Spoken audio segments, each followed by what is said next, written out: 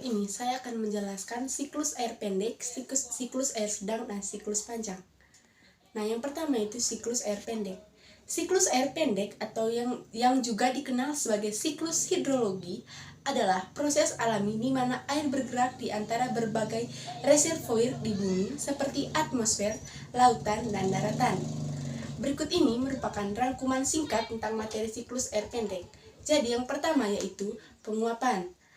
Penguapan yaitu merupakan proses di mana air dari permukaan laut, sungai, dan tanah menguap menjadi uap air karena panas matahari. Yang kedua yaitu konveksi.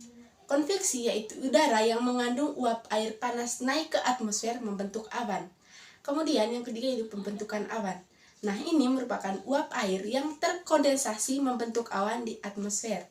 Yang keempat yaitu persipitasi, yaitu partikel-partikel air dalam awan bertabrakan dan berkumpul menjadi tetes air atau kristal es. Nah, ini kemudian jatuh ke permukaan bumi sebagai hujan, salju, atau hujan es.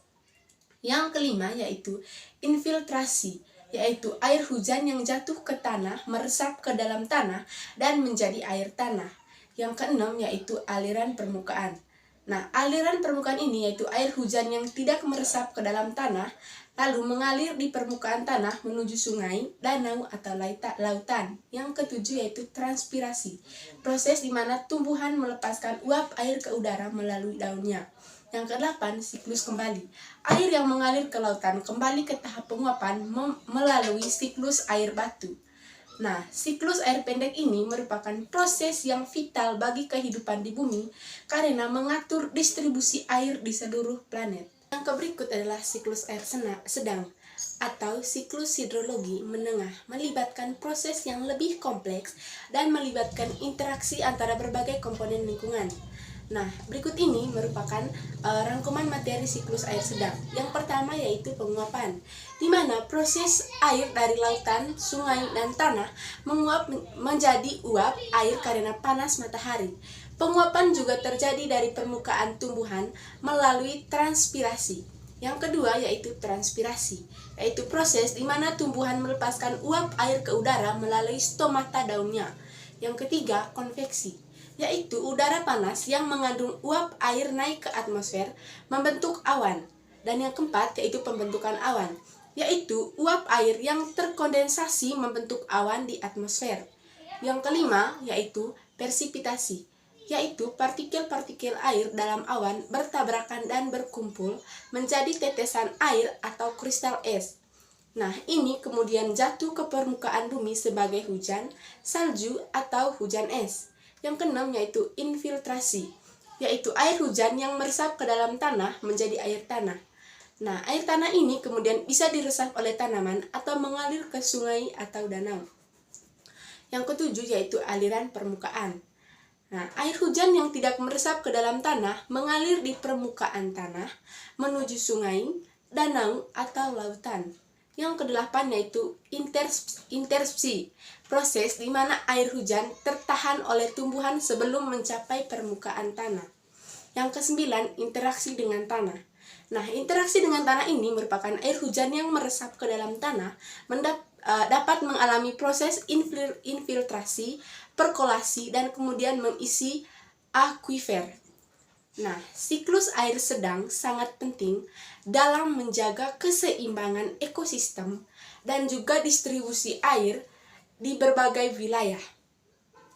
Proses kompleks ini memainkan peran penting dalam siklus air global dan keberlangsungan kehidupan di bumi. Yang ketiga yaitu siklus air panjang atau siklus hidrologi dalam skala besar, yaitu mencakup proses yang melibatkan interaksi air di berbagai tempat di seluruh planet. Nah, berikut beberapa rangkuman materi siklus air panjang yang akan saya jelaskan.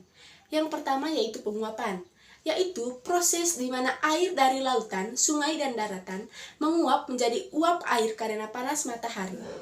Penguapan juga terjadi dari permukaan tumbuhan melalui transpirasi.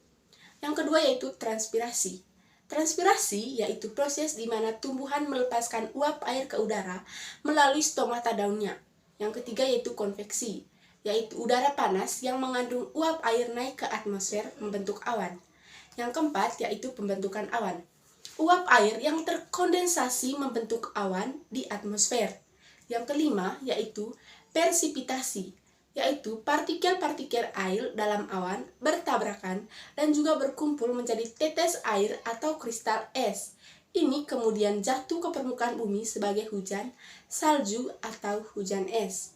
Yang keenam yaitu infiltrasi, yaitu air hujan yang meresap ke dalam tanah menjadi air tanah. Air tanah ini kemudian bisa diserap oleh tanaman atau mengalir ke sungai danau.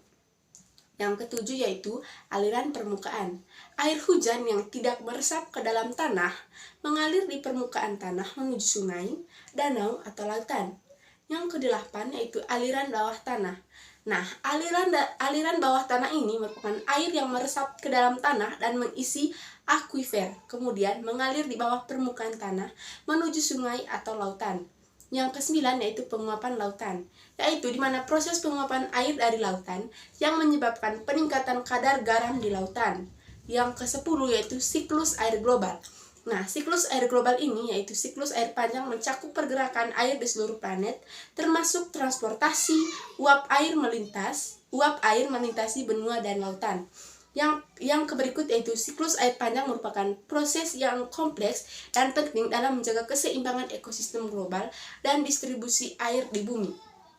Nah, proses ini memainkan peran kunci dalam menjaga keberlangsungan kehidupan di planet kita. Hope you do. Come on.